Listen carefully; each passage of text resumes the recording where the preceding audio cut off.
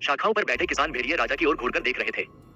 किसी ने शाप दिया, अन्य जनजातियां असहनीय बदमाश हैं, वे घृणित हैं। हालांकि नीदरलैंड संप्रदाय राक्षस पथ पर है, वे कम से कम अन्य जनजातियों का विरोध करने के लिए पर्याप्त जानते हैं। चौथा राजकुमार लियो बिंग अन्य जनजातियों के साथ मिलकर क्या सोच रहा है? वे फॉर्मेशन को सक्रिय क्यों नहीं कर रहे हैं? वे ऐसा नहीं कर सकते। नीदरलैंड संप्रदाय ने आसानी से इस शहर पर विजय प्राप्त कर ली क्योंकि संरचनाओं को रद्द कर दिया गया है। यदि चौथे राजकुमार के 6 महान सेनापति यहाँ हैं, तो नीदरलैंड संप्रदाय मुसीबत में पड़ जाएगा। उन्होंने अपनी चर्चा जारी रखी। उनमें से सबसे मजबूत केवल ब्राह्मण सागर 8 मेरिडियन क्षेत्र में था। वे किसी भी प्रकार की सहायता नहीं कर सके। जब लड़ाई खत्म होने वाली थी, तो ज्यादा से ज्यादा वे छोटे-छोटे फ्राइज को साफ करने में मदद कर सकते थे। यांग यान हवा में मंडराया। जब उसने अपने सामने रॉली के कुलीन लोगों को देखा तो उसकी भौहें चढ़ गईं। इस बीच यू होंग उतनी ऊंचाई पर नहीं था जितना पहले था। जैसे ही वह वापस उड़कर शहर की दीवार से टकराया, एक जोरदार विस्फोट हवा में गूंज उठा। शहर की दीवार क्षतिग्रस्त हो गई। हालांकि चूंकि यह हास्यास्पद रूप से मोटा था, इसलिए यह टूटा नहीं।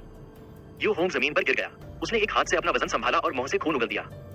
नीदरलैंड संप्रदाय को काफी नुकसान हुआ था। उनके प्रतिद्वंद्वी भी बेहतर स्थिति में नहीं थे। दोनों पक्षों की स्थिति एक जैसी थी। यांग यान ने जोर से कहा, हालो, रावली के लोग हमेशा ग्रेट यान के अधीन रहे हैं। क्या आप विद्रोह करने की कोशिश कर रहे हैं? उसकी तेज आवाज शहर की दीवार और शहर में गूंज उठी। रावली अभिजात वर्ग हालो भी दूर हवा में मंडरा रहा था। उसने अपनी बाहें क्रॉस कर ली और तिरस्कार पूर्वक कहा, अपने ही लोगों के शब्दों को उद्धृत करने के लिए समय बदल गया है। क्या आप सचमुच सोचते हैं कि ग्रेट यान कमजोर है? यांग यान ने पूछा। यदि ग्रेट यान वास्तव में कमजोर होता, तो नीदरलैंड संप्रदाय ने इसे बहुत पहले ही जीत लिया होता। क्या उन्होंने अन्य जनजातियों के कदम उठाने का इंतजार किया होगा? हालो ने उत्तर दिया, लियो बिंग ने हमसे लियांग प्रांत के 10 शहरों में से 3 शहरों का वादा किया है, अगर हम उन्हें नीदरलैंड संप्रदाय को खत्म करने में मदद करेंगे। दूसरे शब्दों में, क्या नीदरलैंड संप्रदाय बेहतर प्रस्ताव दे सकता है? संसार में शाश्वत शत्रु जैसी कोई चीज नहीं थी।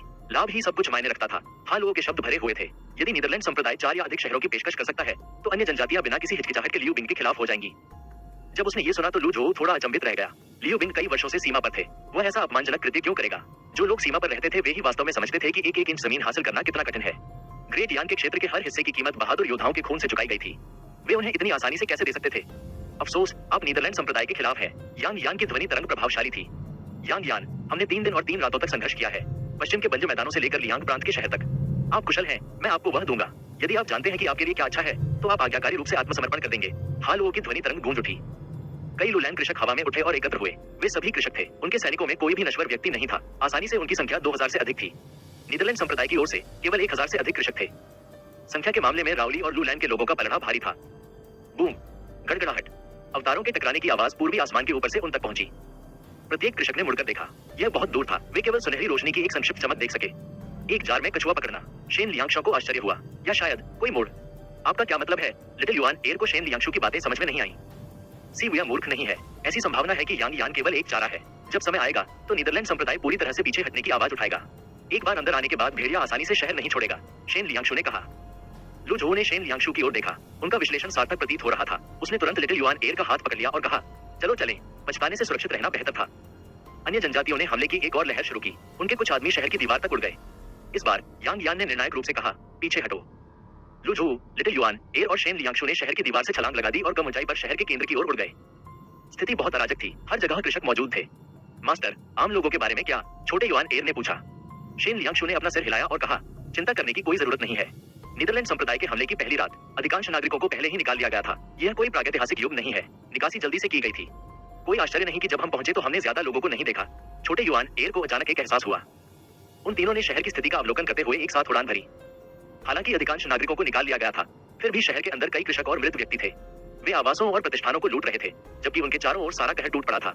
इन्हीं लोगों में से एक थे शेन लियांगशो। युग चाहे कोई भी हो, ऐसे व्यक्तियों की कभी कमी नहीं रही।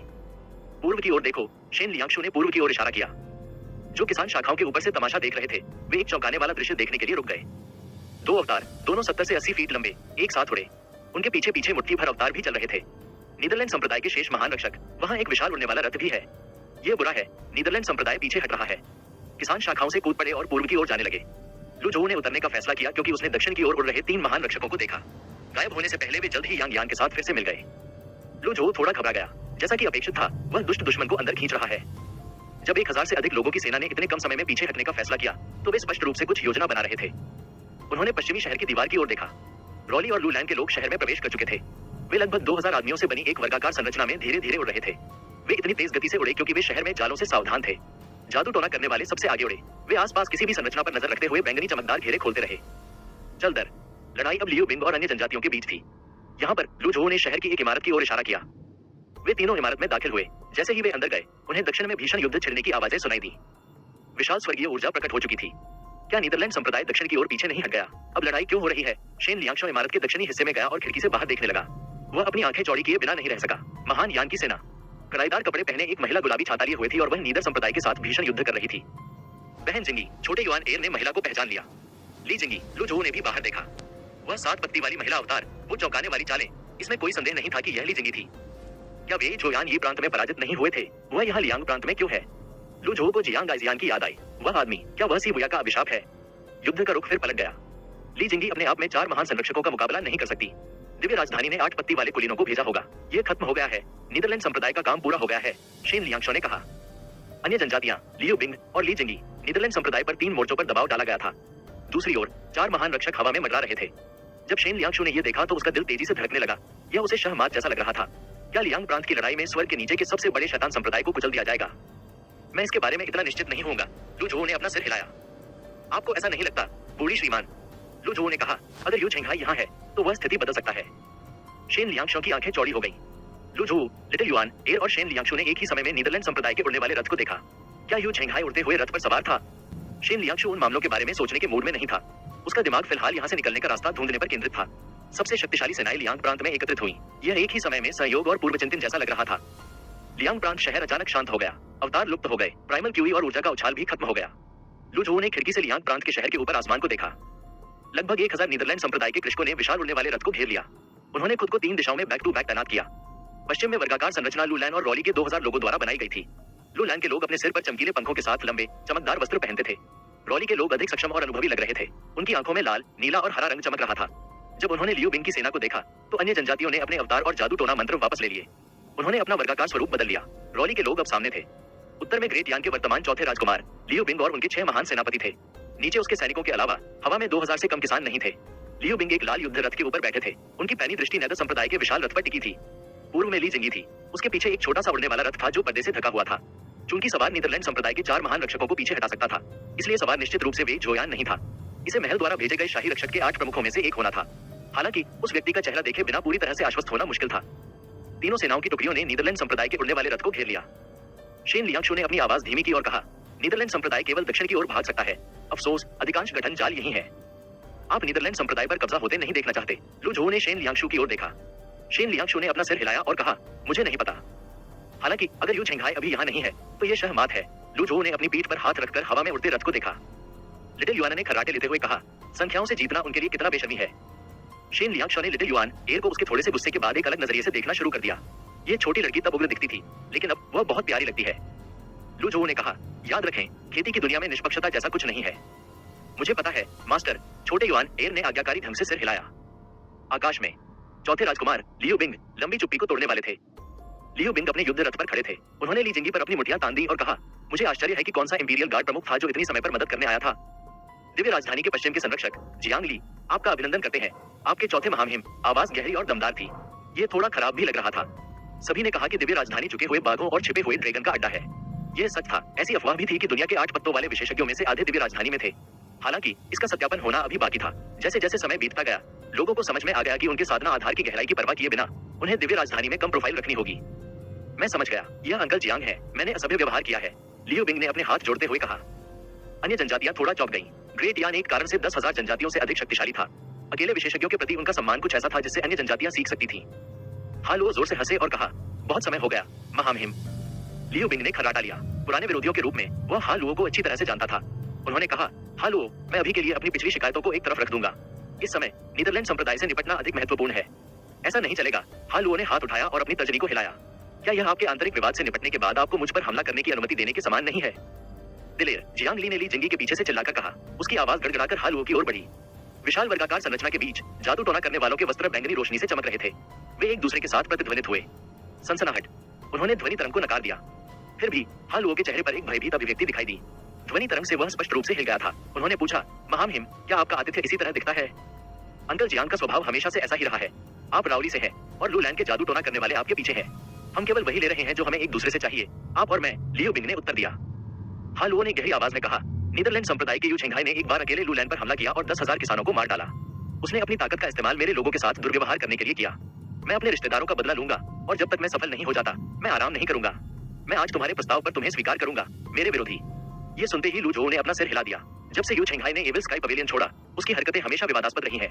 यदि लूलैन ग्रेट यान के अधीन नहीं होता, तो लूलैन में अन्य जनजातियों को मारना एक बड़ी बात होती। हालांकि लूलैन ने अपने दशमांश का भुगतान कर दिया था और यहाँ तक कि अपनी राजकुमारियों की भी पेशकश की थी, क्योंकि उसने ग्रेट यान के प्रति अपनी निष्ठा की प्रतिज्ञा की थी। यू चेंगहाई की हरकतों ने ग्रेट यान और लूलैन के बीच संबंधों पर काफी दबाव डाला था। शेन लियांगशु ने संदेहपूर्वक कहा, हालांकि संप्रदाय master you evil sky pavilion का पहला शिष्य है, वह कोई ऐसा व्यक्ति नहीं है जो बिना किसी तोकिया कारण के कार्य करता है। वह बिना किसी कारण के लूलैन के लोगों पर हमला नहीं करेगा। कोई ऐसा व्यक्ति नहीं जो बिना किसी तुक और तर्क के कार्य करता हो। लू झो ने भौहें ऊपर उठाते हुए पूछा। शेन लियांगशु ने कहा, अगर वह करिश्माई नहीं है, तो वह सैकड़ों हजारों सदस्यों वाले एक संप्रदाय का स्वामी नहीं रह पाएगा या 4 महान संरक्षकों की अटल वफादारी हासिल नहीं कर पाएगा। अपने अधीनस्थों को प्रबंधित करना एक कला थी। लू झो ने सिर हिलाया। इस संबंध में उनके मेजबान जी तियानदाओ उनके अपने शिष्य यू चेंगहाई के समान निपुण नहीं थे। आकाश में नीदरलैंड संप्रदाय के उड़ते हुए रथ से तिरस्कार भरी आवाज आई। क्या नीदरलैंड संप्रदाय को खत्म करने के बारे में बात करना जल्दबाजी नहीं होगी? एजो ड्रैगन हॉल की पहली सीट हुआ चोंगयांग अपने लंबे लबादे में बाहर निकले। अंततः उसने ली जिंगी के पीछे उड़ते हुए रथ पर अपनी निगाहें टिकाने से पहले चारों ओर देखा। एकमात्र व्यक्ति जिसके बारे में 4 महान संरक्षक सावधान थे, वह जियांग ली था। लियो बिंग ने कहा, हुआ चोंगयांग, इन सभी वर्षों में आपने ग्रेट यान के चारों ओर कहर बरपाया है। इंपीरियल परिवार ने हमेशा इसे खेती की दुनिया के झगड़े के रूप में देखा है और इस पर आंखें मूंद ली है। हालांकि इसका मतलब यह नहीं है कि आप जो चाहे कर सकते हैं। आपने इंपीरियल परिवार के अधिकार का लालच करने की हिम्मत कैसे की? शक्तिशाली नियम और औसत दर्जे की सेवा, यह हमेशा से दुनिया का तरीका रहा है। क्या लियो गो के सिंहासन पर बैठने के बाद से लोगों ने अपने जीवन में कभी अच्छे दिन का आनंद लिया है? हुआ चोंगयांग ने पूछा। जो लोग सिंहासन के लालची थे, उन्होंने हमेशा लोगों के पक्ष में तर्क दिया है। लियो बिंग ने हंसते हुए कहा, हुआ चोंगयांग, तुम अभी मुझसे बात करने के लायक नहीं हो। अपने संप्रदाय गुरु को खुद को दिखाने के लिए कहो। आपको क्या लगता है कि आप कौन है? आपको लगता है कि आप हमारे संप्रदाय गुरु से मिलने के योग्य हैं, सिर्फ इसलिए कि आप ऐसा करना चाहते हैं? लियो बिंग ने कहा, शब्दों से जीतने की कोशिश करना बेकार है। आपके पास कोई विकल्प नहीं है। 3 तरफ के किसान थोड़ा आगे बढ़े। वे अब नीदरलैंड संप्रदाय से 100 मीटर दूर थे। माहौल तनावपूर्ण था। किसी भी क्षण एक महान युद्ध छिड़ सकता है। हुआ चोंगयांग ने शांति से कहा, अगर हम इस लड़ाई के बारे में गंभीर हो जाते हैं तो आप नीदरलैंड संप्रदाय के लिए मुकाबला नहीं कर पाएंगे। जियांग ली, क्या आप मेरे संप्रदाय के गुरु के ब्लेड वार का सामना करने के लिए पर्याप्त बहादुर हैं? उसने ली जिंगी के पीछे उड़ते हुए रथ की ओर अपनी आवाज प्रक्षेपित की। उड़ते हुए रथ पर सवार जियांग ली की भौहें तन गईं। कुर्सी के आर्मरेस्ट पर उसके हाथ मुट्ठियों में बंध गए। उसकी उंगलियां सफेद हो गईं और वह थोड़ा हिल गया। उसने कुछ नहीं कहा। हुआ चोंगयांग ने आगे कहा, लियो बिंग, क्या आपके पीछे के 6 जनरल बाई युकिंग और मुझसे लड़ने की हिम्मत करेंगे? हुआ चोंगयांग और बाई युकिंग दोनों 7 पत्ती वाले किसान थे। वे 6 जनरलों से निपटने के लिए पर्याप्त से अधिक थे। 6 में से 4-5 पत्ती वाले, एक 7 पत्ती वाले और एक 6 पत्ती वाले किसान थे। सिद्धांत रूप में हुआ चोंगयांग और बाई युकिंग का पलड़ा भारी था। हालो, तुमने इतने लंबे समय तक यांग यान का पीछा किया है। क्या तुम्हें सच में लगता है कि यांग यान और डी किंग तुम्हें नीचे नहीं गिरा सकते? हुआ चोंगयांग ने पूछा। कहना ही होगा, वह स्थिति को संभालने में माहिर थे। जब उन्होंने इस तरीके से उनकी ताकत की तुलना की, तो नीदरलैंड संप्रदाय का पलड़ा भारी नजर आया। तो क्या हुआ अगर वे 3 सेनाओं के खिलाफ जा रहे थे? यदि वे ईमानदारी से लड़ते, तो परिणाम निश्चित नहीं होता। आप अपने मनोवैज्ञानिक युद्ध को बचा सकते हैं। यू चेंगहाई, यदि आप काफी मर्द हैं, तो बाहर आए और अभी मुझसे लड़ें। बूम! जियांग ली ने अपनी हथेलियां आर्मरेस्ट पर पटक दी और वह हवा में उड़ गया। उसने अपनी पीठ पर हाथ रखकर नीदरलैंड संप्रदाय के उड़ते हुए रथ को देखा। उनका शरीर ऊर्जा की परतों में लिपटा हुआ था। उसके चारों ओर विभिन्न चमकदार सुनहरे ग्लिफ और ताबीज मोहरें दिखाई दी। जब शेन लियांगशु ने यह देखा, तो उसने धीमी आवाज में कहा, जियांग ली सेलेस्टियल मास्टर संप्रदाय से है। सेलेस्टियल मास्टर संप्रदाय दाववादी ताबीजों में कुशल था। जैसा कि नाम से पता चलता है, उन्होंने ताबीज मोहरों पर दाववादी मोहरें लगाई। सेलेस्टियल मास्टर संप्रदाय एक प्रमुख संप्रदाय था जिसने दाववादी और ताबीज मोहरों को काफी ऊंचाई तक विकसित किया। बाहर आओ, यू चेंगहाई, जियांग ली ने आसमान से नीचे देखा।